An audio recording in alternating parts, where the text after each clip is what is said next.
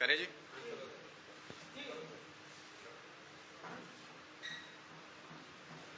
नमस्कार सभी पत्रकार साथियों का आज की इस प्रेस वार्ता में बहुत बहुत स्वागत है। मेरा नाम अनुराग ढांडा है। मेरे साथ प्रवीण प्रभाकर गौड़ जी हैं जो संगठन मंत्री हैं हरियाणा प्रदेश के। सह संगठन मंत्री सुखबीर चहल जी मेरे साथ मौजूद हैं। संजय सतरोड़िया जी मेरे साथ मौजूद हैं, सह संगठन मंत्री हैं हरियाणा प्रदेश के। और आज एक बेहद महत्वपूर्ण मुद्दे पर हम एक अनाउंसमेंट करने के लिए इस प्रेस वार्ता में मौजूद हैं। 2 अक्टूबर के दिन आदमपुर के अंदर दिल्ली के उप मुख्यमंत्री और शिक्षा मंत्री मनीष सिसोदिया जी शिक्षा अधिकार पंचायत में हिस्सा लेने के लिए आ रहे हैं। बाल समन में इस महापंचायत का आयोजन किया गया है जिसमें शिक्षा के मुद्दे पर आदमपुर के लोगों के साथ संवाद होगा, आदमपुर के लोगों के साथ चर्चा होगी।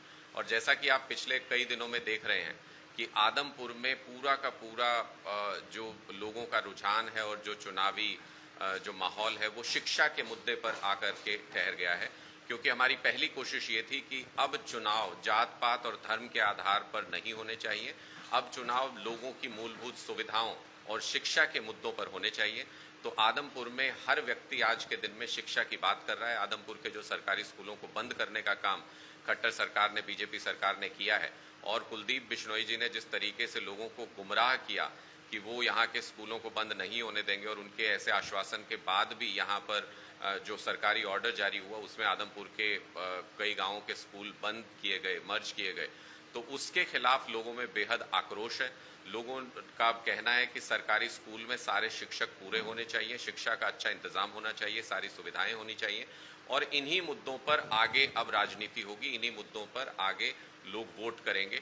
लोगों के बीच में आपको जैसा मालूम है पिछले कई दिनों से आम आदमी पार्टी शिक्षा संवाद यात्रा लगातार हमारी आदमपुर के अलग अलग गांवों में चल रही है। लोगों के बीच जा रहे हैं, उनके बच्चों को कितनी पढ़ाई कराई जा रही है सरकारी स्कूलों के अंदर उस पर चर्चा कर रहे हैं। लोग क्या संतुष्ट हैं इस तरीके की पढ़ाई से उसके ऊपर बात कर रहे हैं। और इन सारे मुद्दों पर बात करके हमको जो समझ में आया वो ये कि आदमपुर के लोग अब शिक्षा के मुद्दे पर अपने सारे डिसीजन लेना चाहते हैं, शिक्षा के मुद्दे पर राजनीतिक फैसले करना चाहते हैं। और इसी के चलते हमने आदमपुर में एक शिक्षा अधिकार पंचायत का आयोजन बाल समन में किया है, जहां पर कि उप मुख्यमंत्री और दिल्ली के शिक्षा मंत्री मनीष सिसोदिया जी हिस्सा लेंगे। उस दिन जनसंवाद होगा, लोगों से शिक्षा के मुद्दे पर चर्चा होगी और देश के सबसे बेहतरीन शिक्षा मंत्री मनीष सिसोदिया जी ये बताएंगे कि आम आदमी पार्टी शिक्षा के बारे में और कैसे उन्होंने दिल्ली के स्कूलों को कायाकल्प किया, इस तरह के स्कूल बनाए कि प्राइवेट स्कूल से भी बेहतर नतीजे सरकारी स्कूलों के आते हैं। वर्ल्ड क्लास स्कूल फैसिलिटीज वहां पर बनाई और इन सारी चीजों की जानकारी आदमपुर के लोगों को देने के लिए, लोगों से संवाद करने के लिए 2 अक्टूबर को वो यहाँ पहुंचेंगे। आप लोगों का कोई सवाल है तो आप पूछ सकते हैं। आदमपुर को भी शुरुआत किया, दोनों मुख्यमंत्री आदमपुर आते हैं, उसके बाद उप मुख्यमंत्री आदमपुर आते हैं। क्या ये आपकी ग्राउंड पर देखिए बिल्कुल ये उपचुनाव की तैयारी है और हमने बहुत स्पष्ट तौर पे कहा, इसमें कोई छिपी हुई बात नहीं है। हमने जैसे ही कुलदीप बिश्नोई जी ने इस्तीफा दिया और आदमपुर में उपचुनाव की घोषणा हुई तो हमने ये कहा कि पूरा देश इस वक्त शिक्षा के मुद्दे पर बात कर रहा है, शिक्षा के मुद्दे पर सोच रहा है। इसलिए अब आदमपुर में जो भी अगला चुनाव होगा या हरियाणा में जो भी अगला चुनाव होगा उसमें सरकारी स्कूलों की शिक्षा का मुद्दा सबसे अहम होगा। लोगों को इस मुद्दे पर चर्चा लोग कर रहे हैं और राजनेताओं को इस मुद्दे पर आना होगा। अब उसका असर देखिए कि संपत सिंह जी के बेटे हैं, वो भी हमारी नकल करके शिक्षा बचाओ यात्रा शुरू कर रहे हैं। लेकिन स्वागत है उनका इस तरीके की यात्रा का, लेकिन जब वो गांव-गांव जाएंगे तो उनको भी तो जवाब देना पड़ेगा कि कांग्रेस पार्टी के साथ वो हैं।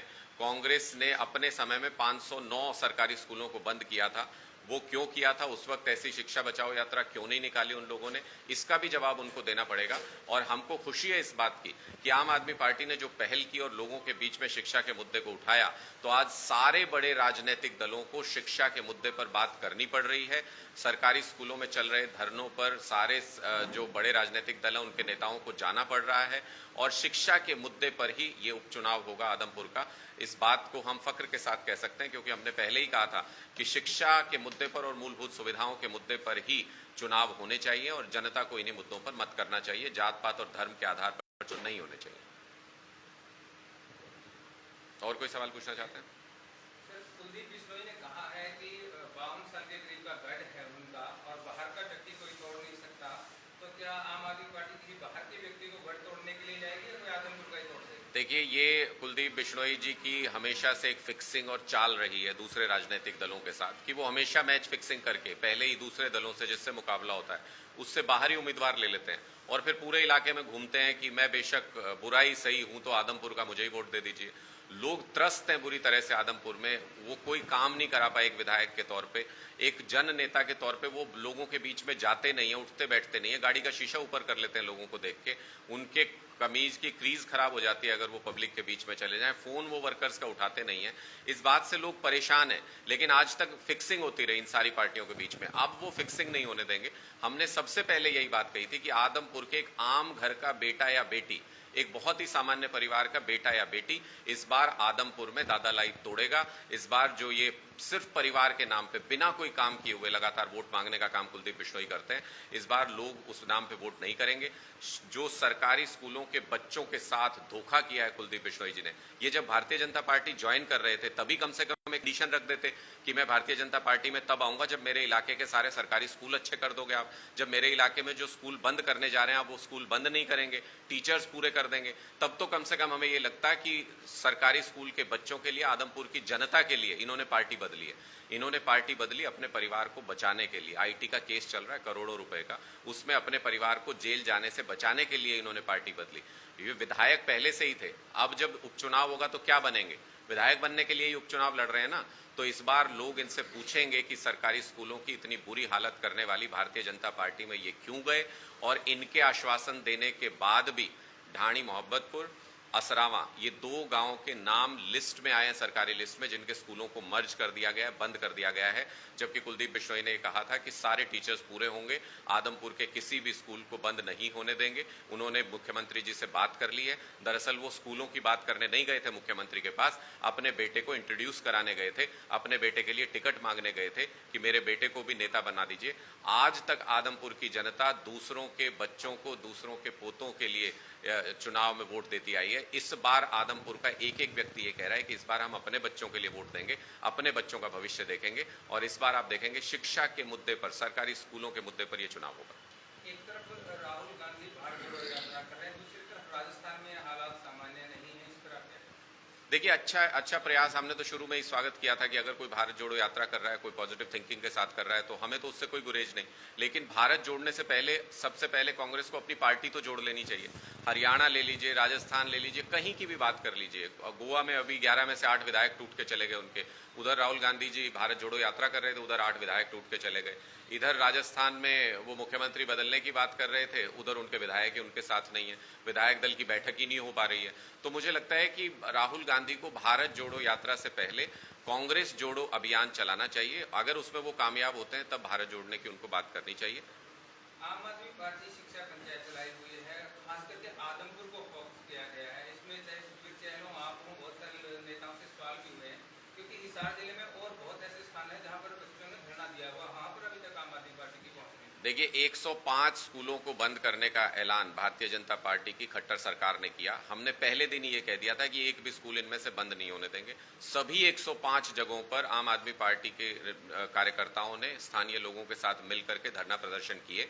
कई जगहों पर पक्के धरने चल रहे हैं, कई जगहों पर लगातार नॉनस्टॉप धरने चल रहे हैं, और लगातार रूटीन में हमारे नेता हर उस स्कूल पर जा रहे हैं जहां भी शिक्षकों की मांग की जा रही है, जहां भी धरने किए जा रहे हैं स्कूल बंद होने के खिलाफ।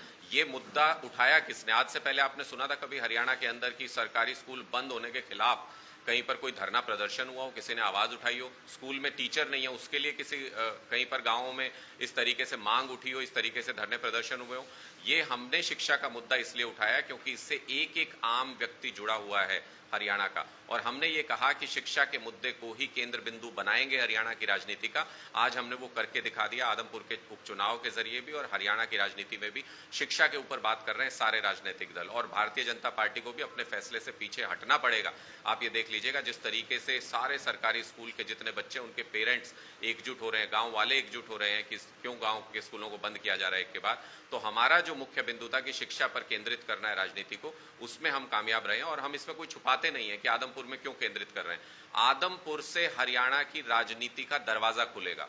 जो परिवारवाद और दोस्तवाद की अति कर रखी है इन लोगों ने, आदमपुर उसकी पहचान बन चुका है। परिवारवाद की भी पहचान बन चुका है आदमपुर, और दोस्तवाद की भी, क्योंकि आईटी का केस सेटल करने के लिए बीजेपी से दोस्ती की है कुलदीप बिश्नोई जी ने। तो इन दोनों कुरीतियों को हम खत्म करेंगे आदमपुर में, और यहीं से हरियाणा में पूर्ण बहुमत की सरकार का दरवाजा खुलेगा आम आदमी पार्टी का, जिसके बाद 2024 के बाद सारे सरकारी स्कूलों को प्राइवेट स्कूलों से बेहतर करने का भी काम करेंगे।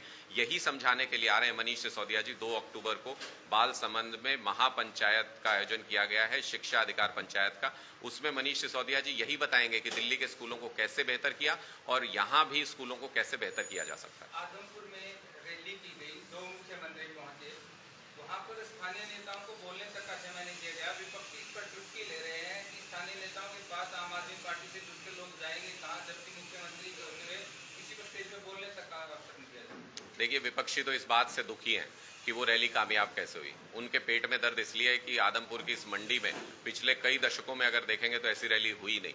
कुलदीप बिश्नोई जी की दुकान के ठीक सामने ये रैली आयोजित की गई थी, तो उनका दर्द तो लाजमी है। अगर उनको इस रैली से कोई चिंता नहीं, कोई परेशानी नहीं, शाम होते होते कुलदीप बिश्नोई जी का वीडियो क्यों आ गया इस रैली के ऊपर? क्यों इतने परेशान नजर आए कि दिल्ली के मुख्यमंत्री से ये पूछने लगे कि आपने हिसार और आदमपुर के लिए क्या किया? अब कोई उनसे पूछे कि वो यहाँ आदमपुर के विधायक रहे, उन्होंने कर्नाटक के लिए क्या किया?